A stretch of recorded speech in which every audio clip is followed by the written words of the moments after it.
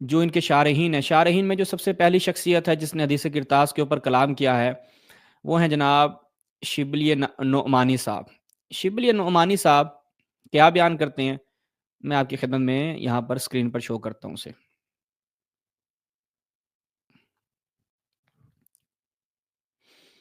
جی ملاحظہ فرمائیں،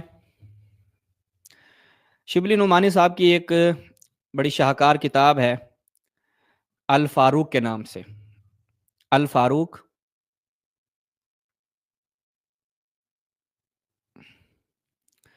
یعنی حضرت عمر کی مفصل سوانح حیات عمری، یعنی سوانح عمری۔ کون ہے جناب؟ شمس العلماء مولانا شبلی نعمانی صاحب، پروفیسر مدرسۃ العلوم علی گڑھ۔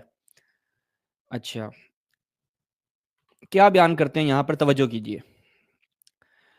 کرتاس کا واقعہ کہتے ہیں جی، بیماری کا بڑا مشہور واقعہ کرتاس کا واقعہ ہے، جس کی تفصیل یہ ہے کہ آپ نے وفات سے 3 روز پہلے قلم اور دوات طلب کیا اور فرمایا کہ میں تمہارے لیے ایسی چیز لکھوں گا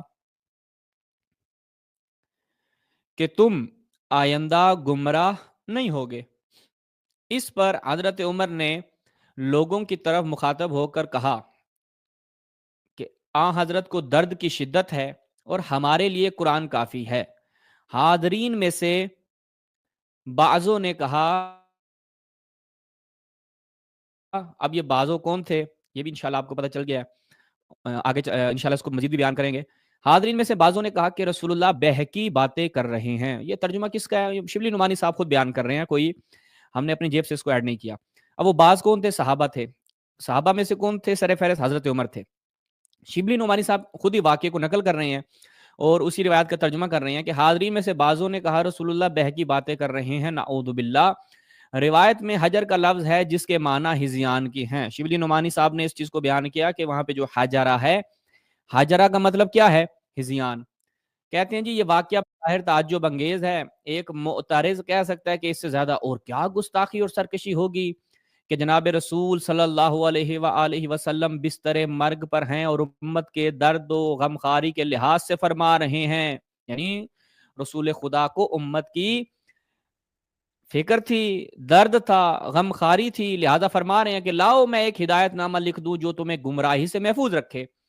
یہ ظاہر ہے گمراہی سے بچانے کے لیے جو ہدایت ہوگی وہ منصب نبوت کے لحاظ سے ہوگی، کیونکہ جب رسول یہ کہہ رہے ہیں کہ لا تدل بعدی، تو یہ کوئی ہوائے نفس سے کلام نہیں ہے، چونکہ اہل سنت کی ایک تعداد کا یہ عقیدہ ہے کہ رسول اللہ کبھی تو من جانب اللہ کلام کرتے ہیں، یعنی کیا ہے وحی نازل ہوتی ہے کلام کرتے ہیں، کبھی وہ اپنی طرف سے بھی بات کرتے ہیں۔ تو شبلی نعمانی صاحب نے کہہ دیا کہ یہ جو جملہ ہے کہ لاؤ میں ایک ہدایت نامہ لکھ دوں جو تم کو گمراہی سے محفوظ رکھے، یہ ظاہر ہے کہ گمراہی سے بچانے کے لیے جو ہدایت ہوگی وہ منصب نبوت کے لحاظ سے ہوگی۔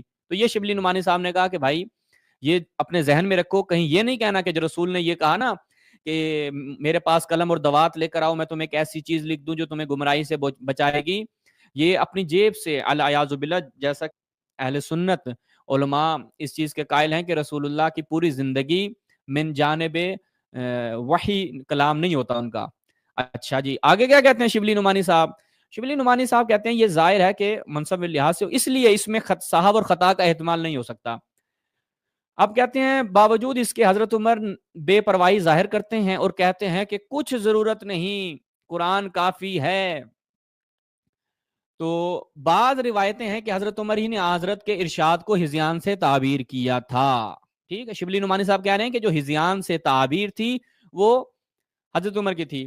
اب وہ کہتے ہیں یہ اعتراض ہے، چونکہ بعض روایات بھی اس پہ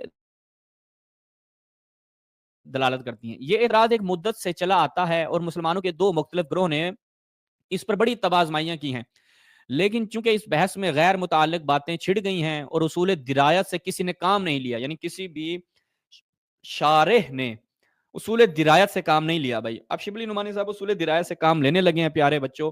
وہ کیا لینے لگے ہیں؟ اس لیے کہ اصل مسئلہ نہ منفصل رہا اور عجیب بیکار بحثیں پیدا ہو گئیں، یہاں تک کہ یہ مسئلہ چھڑ گیا کہ پیغمبر سے ہزیان ہونا، کیونکہ ہزیان انسانی عوارض میں سے، یعنی کسی انسان کو ہزیان ہوتا ہے، अलियाज़ु बिल्लाह, रसूल की निस्बत ये कहते हैं कि और हजरत अवारिज इंसानी से बरी ना थे।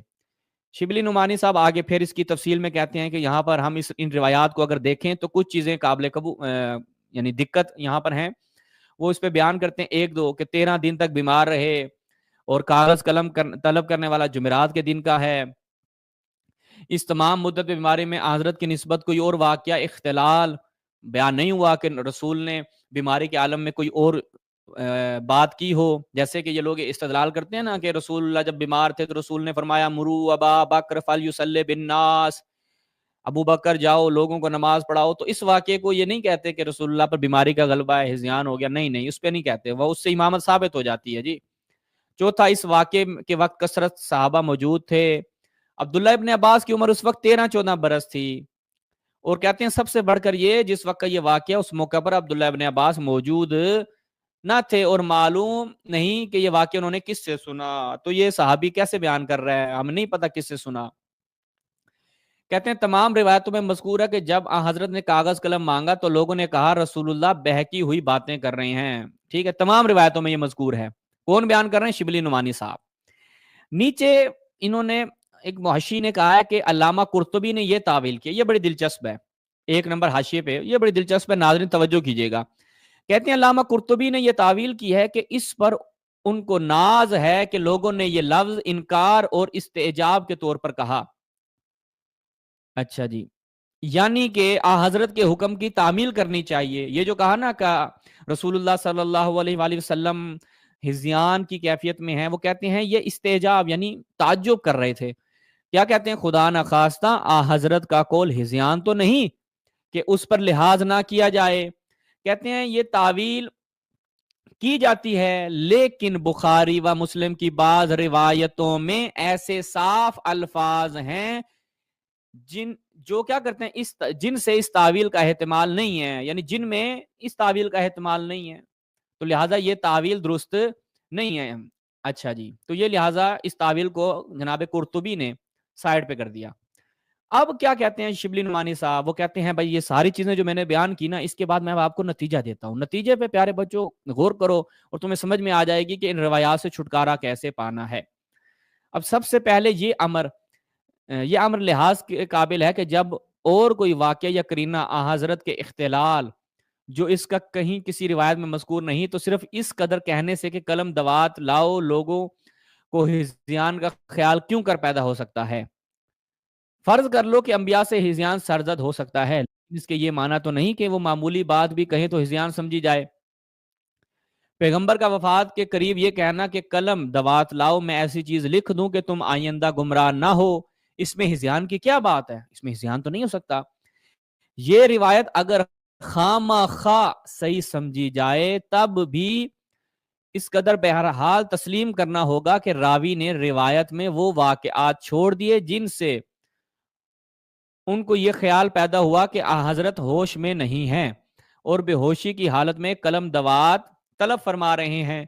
बस ऐसी रिवायत के जिसमें रावी ने वाक़े की निहायत ज़रूरी खसूसियतें छोड़ दी, किसी वाक़े पर क्यों कर इस्तेदलाल हो सकता है। बस लिहाजा ये हदीस किरतास के इस वाक़े से इस्तेदलाल नहीं हो सकता। शिबली नुमानी साहब ने कहा कि चोर नहीं मारना, हमने चोर की माँ को मारना है।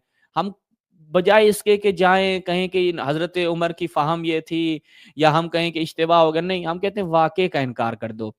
इसके साथ जब इन उमूर को लिहाज किया जाए तो इतने बड़े अजीम शान वाक़े में तमाम सहाबा में सिर्फ हजरत अब्दुल्ला इब्न अब्बास इसके रावी हैं। उनकी उम्र 13-14 बरस थी और सबसे बढ़कर ये कि वो खुद वाक़े के वक्त मौजूद ना थे। तो हर शख्स समझ सकता है कि इस रिवायत की हैसियत क्या रह जाती है। मुमकिन है किसी कोताह नज़र पर यह अमर गिरा गुजरे कि बुखारी और मुस्लिम की हदीस पर शुबह किया जाए। यानी जो छोटी नज़र वाले होते हैं ना, वो कहें कि भाई बुखारी मुस्लिम तो बादा किताबिल बारी, सबसे सही किताब सही बुखारी, तो आप उनकी रिवायात पर शुबह कर रहे हैं, उनकी रिवायात को मशकूक कर रहे हैं। मुमकिन है शिबली साहब कह रहे हैं कि किसी थोड़ी जो फ़िक्र रखने वाले, थोड़ी-सी फ़हम रखने वाले, जिनकी फ़हम बहुत थोड़ी होती है, वो ये कहें। वो कहते हैं लेकिन इसको समझना चाहिए कि बुखारी और मुस्लिम के किसी रावी की निस्बत ये शुबहा करना कि वो वाक़ये की पूरी हैअत महफूज ना रख सका, इससे कहीं ज़्यादा आसान है कि रसूल की निस्बत हिज़यान اور हजरत उमर की निस्बत गुस्ताखी का इल्जाम लगाया जाए, तो नतीजा क्या निकला? हम ये सारा मलबा किसी रावी को ढूंढकर, जो कि इन्होंने भी नहीं बताया वो कौन सा रावी है, वो कौन से उसूल हैं, किस रावी पे आप ये मलबा डालेंगे, शिबली नुमानी साहब आप बता देते लोगों को ताकि मसला हल हो जाता, लेकिन आपने ये बताना मुनासिब नहीं समझा और कहा कि जनाब हम क्या करेंगे, हम इसको यूं करते हैं कि हजरत उमर की निस्बत गुस्ताखी को कबूल नहीं करेंगे, रसूलुल्लाह की निस्बत हिज़यान को कबूल नहीं करेंगे, हम किसी रावी को बलि का बकरा बनाएंगे, उसको ज़िबा करेंगे और साइड पे डाल देंगे और रसूलुल्लाह और हजरत उमर को बचा लेंगे। लेकिन वो रावी कौन सा है? शिबली नुमानी साहब ने वो रावी नहीं बताया, चूंकि वो रावी बता देते तो वो बुखारी मुस्लिम की कई रिवायतों को साइड पे लगा देते। तो ये एक आसान सा टोटका निकाला है। हम कबल इसके कि हम कॉलर्स को लें और कॉलर्स आएँ, हम चलते हैं। मैं चाह रहा हूँ कि उसको भी हम लोगों के सामने रखें कि एक इनका आलिम आकर ये बयान करता है और दूसरा आलिम जो है वो आकर इसके बरअक्स एक मामला कहता है कि ये तो हज़रत उमर की ज़ीरकी थी, हज़रत उमर का एक आला फ़हम था, वो इसको बयान करता है। वो हम आपके सामने रखते हैं और देखते हैं कि इस एक मसले से निकलने के लिए इनके उलमा किस कदर परेशान हुए और उन्होंने क्या क्या तावीलात की हैं। अच्छा जी, ये मुलाहदा फरमाएं, कौन है जी? सिराजुल हिंद है जी। सिराजुल हिंद साहब कौन है? अब्दुल अजीज़ दहलवी साहब।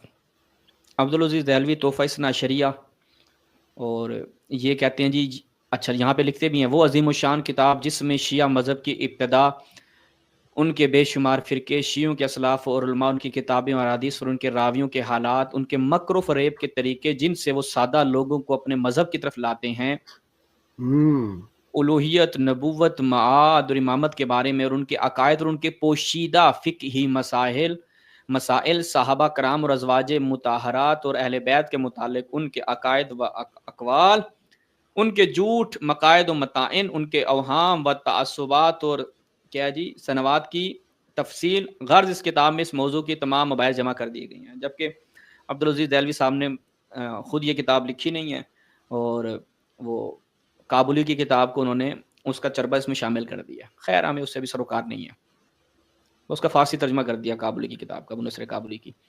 मताइन उमर में आते हैं जी। क्या कहते हैं मताइन उमर में? कहते हैं जी, सैयदना फ़ारूक आदम हज़रत उमर इब्न अल-ख़त्ताब पर शियों ने 11 तान तोड़े हैं। अच्छा जी, उनमें से उनके ख्याल में किस्सा किरतास वाला तान जो है वो बड़ा वज़नी है और इसी वजह से मेरे ख्याल में 6ठी स्ट्रीम या 5वीं स्ट्रीम कर रही हैं ये लोग, ठीक है, क्योंकि ये बहुत बड़ा तान है और ये अभी तकरीबन 5वां हफ्ता 1 महीने से ऊपर हो गया है और इसी को लेके चल रहे हैं। अच्छा जी, आगे बढ़ते हैं। इसमें फिर वो आगे बयान करते हैं क्या इसमें क्या-क्या मामलात हैं, खैर उससे अभी हमें सरोकार नहीं है। जवाब देते हैं जी। कहते हैं जी, इन चारों बातों का इजमाली जवाब तो ये है कि ये सारे काम अकेले हज़रत उमर ने से सरज़द नहीं हुए। अभी हम एक को पढ़ते हैं, फिर इंशाल्लाह कॉलर को लेते हैं। इजमाली जवाब सुन लें जी, ये सारे काम हज़रत उमर ने अकेले नहीं किए, बल्कि वहाँ पर मौजूद हुज्र मुबारक के सब इस मामले में 2 गिरोह हो गए, जिनमें हज़रत अब्बास और हज़रत अली भी शामिल थे। अच्छा जी, अब इनको हज़रत अब्बास और हज़रत अली का भी पता चल गया कि वो वहाँ पे शामिल थे। अब्दुल अज़ीज़ दहलवी साहब से हमारा सवाल ये है कि आपके पास वो कौन-सी हदीस थी कि जिससे आपने ये तसरीह बयान की कि हज़रत अली और हज़रत अब्बास भी वहाँ पे मौजूद थे? या अपनी तरफ से एक आपने अपना गुमान लड़ाया? अब अगर ये दोनों हज़रात मना करने वालों में थे, हज़रत अली और हज़रत अब्बास, अच्छा भाई हज़रत अबू बकर का क्यों नहीं लिखा आपने कि हज़रत अबू बकर भी थे? क्या मसला है? हज़रत अबू बकर को भी लिख देते कि हज़रत अबू बकर भी थे, लेकिन आपने कहा नहीं हज़रत अब्बास और हज़रत अली थे। तो गोया हज़रत उमर की राय से मुत्तफ़िक और उनके शरीक थे। एक सूरत में तो आप हज़रत अली, हज़रत अब्बास को नहीं बचा सकते। ऐसी सूरत में ये हज़रात भी उन मतायन का निशाना बनेंगे, ठीक है, जो आप हज़रत उमर पे लगा रहे हैं। और अगर ये इजाज़त देने वालों में से थे, तो फिर भी ये मतायन से बाज़ मतायन से नहीं बच सकते। क्यों? ऐसे नाजुक वक़्त में हुज़ूर के रूबरू ऊँची आवाज़ से बोलना, ये तब भी ये नहीं बचेंगे। या उम्मत की हक़ तलफ़ी का मामला कि साथियों के मना करने से रुक गए, ना उस वक़्त लाए, ना बाद में लाए, जब मौका भी था, दस्तूर भी था, फ़ुर्सत भी थी, ले आते, लिखवा देते।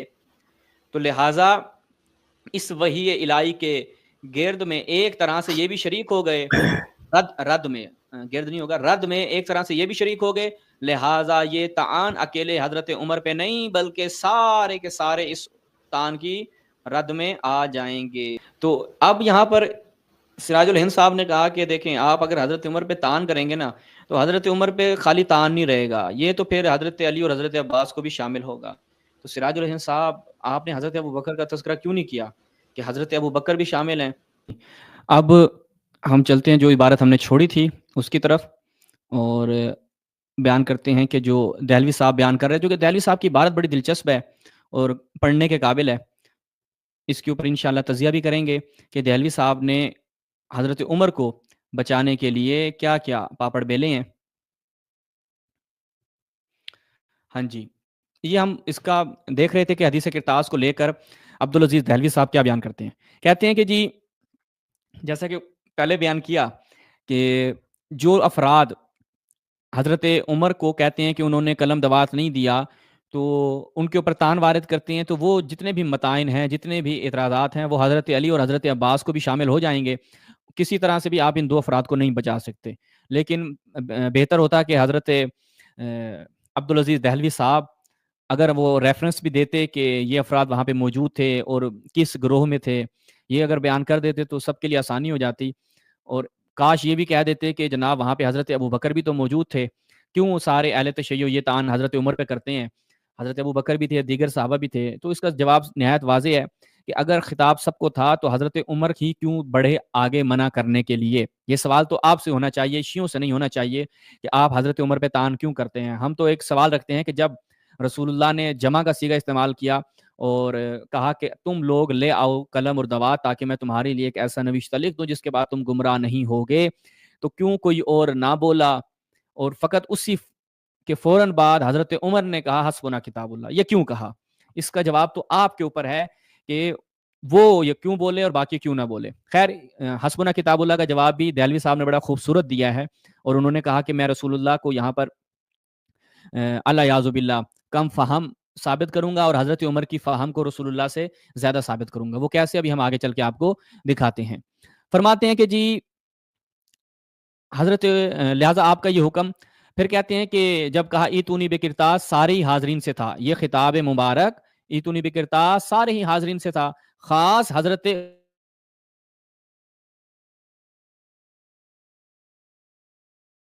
عمر فاروق سے نہیں۔ عمر نے کیوں سبقت کی؟ لہٰذا آپ کا یہ حکم وجوب و فرضیت کی حیثیت سے تھا، تو سارے کے سارے عدم تعمیل میں گناہ کار ہوئے اور شریعت کے فرمان کے مخالف قرار پائے۔ زیادہ سے زیادہ یہ کہا جا سکتا ہے کہ اس نافرمانی کا سبب حضرت عمر فاروق بنے اور دوسروں نے آپ کی بات مان کر حکم رسول کی بجا آوری سے منہ موڑا۔ یہاں تو انہوں نے مانا کیونکہ حضرت عمر نے ابتدا کی تھی، تو لہٰذا اس نافرمانی کا سبب حضرت عمر بن گئے۔ اچھا، اور وَمَن لَّمْ يَحْكُم بِمَا أَنزَلَ اللَّهُ کی وعید میں بہرحال سب ہی داخل ہو گئے، ٹھیک ہے، اکیلے حضرت عمر کو ہم قربان نہیں ہونے دیں گے، ہم سب کو قربان کریں گے۔ پھر نیچے آ جائیں تو اب یہاں پر کہتے ہیں کہ جو یہ تعان وارد کیے جاتے ہیں، ہم ان کی وضاحت کے ساتھ جو ہے وہ آپ کی خدمت میں توجیحات بیان کرتے ہیں۔ وجہ اول، اس وجہ کا مدار اس مفروضے پر ہے کہ حضرت عمر نے وحی کو رد کر دیا کیونکہ قول پیغمبر وحی ہوتا ہے جن پر آیت قرآنی دلیل ہے، مگر اس صورت کے دونوں مقدمے غلط ہیں۔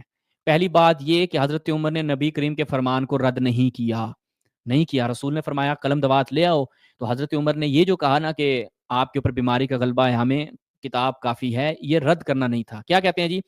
بلکہ انہوں نے حضرت کو آرام و راحت پہنچانا چاہا، ان کو یہ گوارا نہ تھا کہ اس شدت مرض میں آپ کو کسی قسم کی مشقت اور رنج پہنچایا جائے۔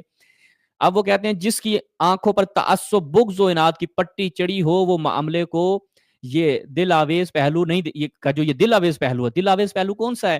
کہتے ہیں جی دل آویز پہلو یہ ہے کہ حضرت عمر چاہ رہے تھے کہ اپنے محبوب کو راحت پہنچائیں، آرام پہنچائیں، ان کو سکون پہنچائیں، کسی مشقت اور رنج میں نہ ڈالیں۔ اچھا جی، کہتے ہیں جی ہر محبت کرنے والا اپنے محبوب کو ہر عالم میں راحت اور آرام ہی میں دیکھنا چاہتا ہے۔ اگر وہ محبوب اپنوں کے ساتھ فطری وابستگی، انس و محبت کے سبب بحالت شدت مرض و تکلیف، سوال ہمارا یہاں پہ تھا، آپ محبت کا یہ دل اویز پہلو یہاں سے دیکھ رہے ہیں، تو یہ محبت کا دل آویز پہلو وہاں سے کیوں نہیں دیکھا آپ نے دہلوی صاحب کہ ہر محبت کرنے والا یہ چاہتا ہے کہ اس کا محبوب جب آخری وقت میں اس سے کوئی تقاضا کرے تو وہ پورا کر دے.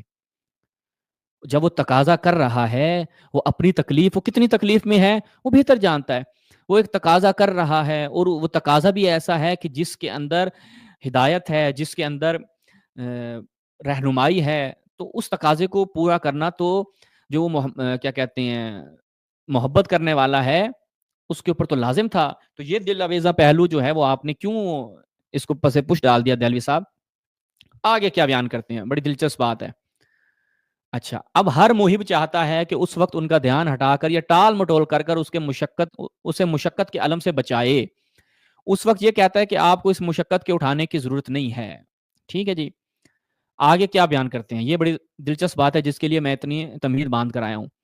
حسبنا کتاب اللہ کہہ کر آپ نے تقبیل دین اتمام نعمت والی آیت کی طرف بلیغ اشارہ کر دیا. اہل عقل کے نزدیک تو آپ کی یہ دقت نظری قابل تحسین صد آفرین ہونی چاہیے، نہ کہ موجب طعن. دہلوی صاحب، اہل عقل کے نزدیک ان کا حسبنا کتاب اللہ کہنا، ہم یہاں پہ سوال کریں گے دہلوی صاحب سے، پھر اپنے کالر کی طرف چلیں گے. کہ سوال یہ ہے کہ حضرت عمر نے جو یہ بلیغ قسم کا اشارہ کیا تو یہ رسول اللہ، اہل عقل تو سمجھ گئے، تو رسول اللہ نے کیوں کہا قوموا انی، چلے جاؤ یہاں سے، تم مجھے جس حالت کی طرف لے کے جانا چاہ رہے ہو وہ حالت کئی اس سے بہتر ہے میں اس حالت میں رہوں بجائے اس کے کہ جس حالت کی طرف تم ہمیں لے کے جانا چاہ رہے ہو.